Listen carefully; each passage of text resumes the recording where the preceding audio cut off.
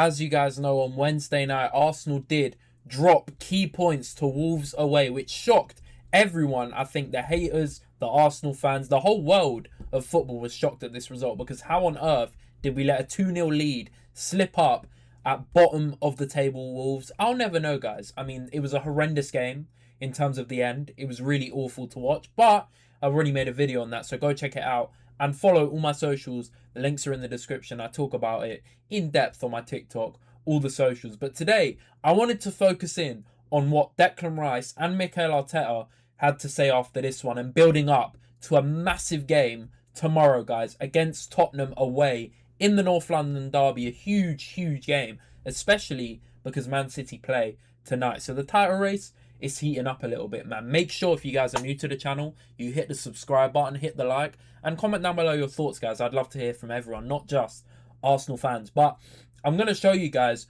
what I'm talking about in terms of Declan Rice and Mikel Arteta and what their quotes were. But more importantly, in terms of who we have to worry about, I mean, we've obviously got Tottenham away tomorrow, which is always a big game, regardless of how bad Tottenham are. It's the North London derby. Everyone knows the heritage, the passion, the fans. It's going to be, they're going to be up for it, man. They need points. Tottenham are literally in a relegation battle, guys. They are 16th in the league. They have 29 points. Forest have 27. If Tottenham lose again and Forest beat Liverpool at home, which probably won't happen, they could actually go above Tottenham, guys. So this is a massive game for Tottenham. It is Igor Tudor's first game in charge of Tottenham as well as interim boss. So it's a huge moment for him to prove himself. And also, Tottenham need a win, man. They haven't won a game in the Prem this whole year, guys. It's nearly 3 months into the year now, and they haven't won in the Premier League. They've won 2 games at home in the league all season. It is absolutely mental, guys. It's crazy. So they really need the points. And for us, there's obviously a 5-point gap on City, but City can close that to just 2 if they win against Newcastle tonight at 8 p.m, which you probably expect them to do, man. Newcastle haven't beaten City away in like 15 meetings, guys. You're stretching back, I'm thinking 10 years plus. Look, correct me if I'm wrong, but their record away is atrocious. But we never know what will happen. We never know. But I'm more focused on our game. It's a huge game, and we need to get points on the board, guys. But let me show you exactly what I'm talking about in terms of Declan Rice and Mikel Arteta and their thoughts on the Wolves game and this upcoming North London derby. As you guys can see here, Declan Rice did an interview with Sky Sports yesterday, I believe, on their YouTube channel and also across their socials, and he basically talked about the Wolves game and what we need to do for the rest of the season. I'm not gonna lie, this is giving captain, man. Big up Declan Rice. Always stands up. He's never afraid to say what he thinks and also realize that we played terrible, man. And he voices his opinions. A lot of people get onto him for it because, yes, sometimes he can play better. He's not a robot. He can't have an amazing game every single time. But you do see he feels what we're feeling on that pitch, guys. That's the thing with Rice. He's a very emotional player, and I do resonate with it, and I do like to see it a lot because you can see the pain in his eyes when we dropped those points at Wolves. He was devastated, man. Absolutely devastated. And yeah, man, he spoke to Sky, and one of the key things was we have to win. We have it in us to win every game. So he believes the team is good enough to win every game, which I don't dispute, man. I mean, this is what I'm saying. With our playstyle, yes, it's been questionable, and this year our form has not been good in the league. But in terms of squad depth, guys, we have got the players to win this league. That has never been an issue. Yes, you can look at the attack and say, okay, it's not great, and City probably have better players in the attack. But in terms of the whole squad, the depth we have, defense, midfield, there's more than enough to go on and win, guys. Especially with injuries in and out, we don't have too many at the moment. So there aren't really any excuses for not winning this league. But he also said some very interesting stuff regarding the title race and winning the title, guys. We're not going to be handed it. We know this because the league is never a given. I don't know why people are saying if City lost to Liverpool, I think Bernardo Silva came out and said mentally it would have been done. I get that from a player perspective, but it's never over until it's over. Even last year when Liverpool kind of walked the league, it wasn't sealed until March, I believe, guys. So there's still quite a lot to happen, and obviously now we failed to keep the gap at a really significant one. So it's probably going to go right down to April, if I'm being honest. April, May, maybe even last day. But We'll see what happens, man. We will see. But we need to go and win it. We need to deserve it. And this is spot on, man. You don't just get handed a title. Even Liverpool walking the league last year, they were by far the best team in the country. No one can dispute that, regardless of them falling off towards the end because they'd won it and they didn't need to win any other games. That's a stupid thing to say, because as long as you win the league, no one cares, guys. No one cares how you did it. You have proven that you deserve it because you've won it. You're the best team in the country. So letting it slip is not the standard that we have set ourselves this season.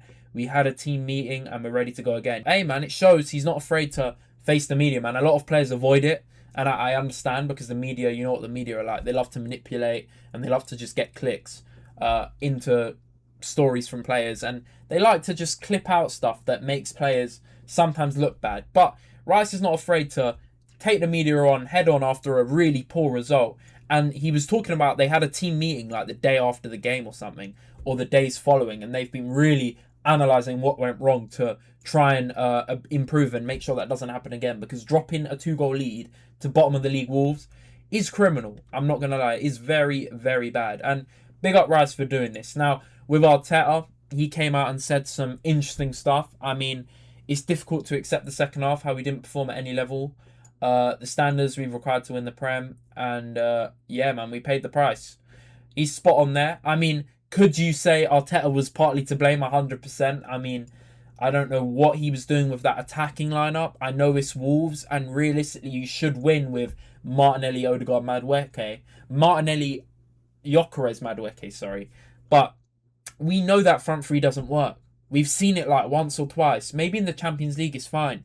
Now is not the time to experiment with front threes. It really isn't. Martinelli's proven time and time again, I don't hate the guy, that he maybe isn't the guy to start. And we know this. We've seen it for years now. So why is he starting this game? We don't know. I get managing minutes, but also you look at managing minutes, Timber and Zubamendi look burnt out.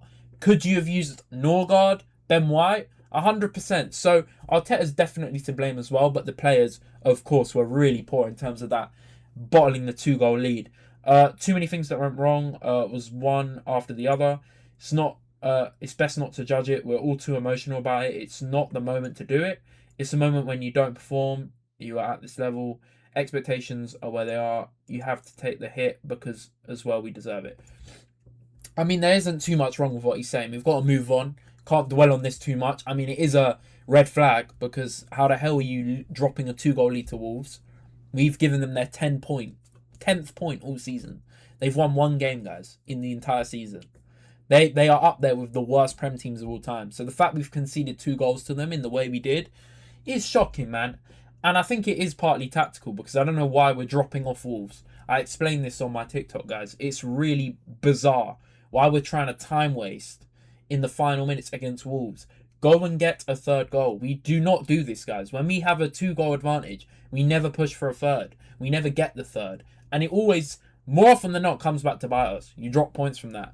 So it is a bit shocking. But yeah, I do get what he's saying. And it's damage control as well. He doesn't want to, obviously, get too emotional in front of the media as well. I get that. And yeah, man, let's just keep it moving. The press conference, there were people trying to rage bait him about Wolves TikTok videos. I think they took the piss out of Arsenal. And yeah, man, he's not interested in that. He said Rob Edwards texted in and saying they're the best team in the league.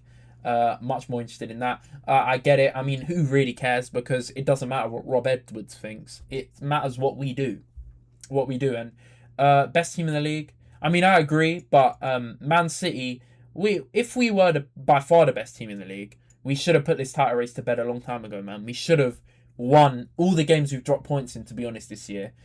Apart from the Man U game, where you could say they definitely deserved it. But some of the games, man, the Forest game, we were poor in front of goal. Liverpool, really, really poor results. So we need to fix up. We do need to fix up. And another question was directed at Arteta, talking about bottling leagues. And he said bottlers is not part of my vocabulary. That's a cold response. Aura, 100 times. But now, Arteta, let's back it up. Let's win stuff. Igor Tudor also talked about the North London derby, because Tottenham didn't even play in the FA Cup.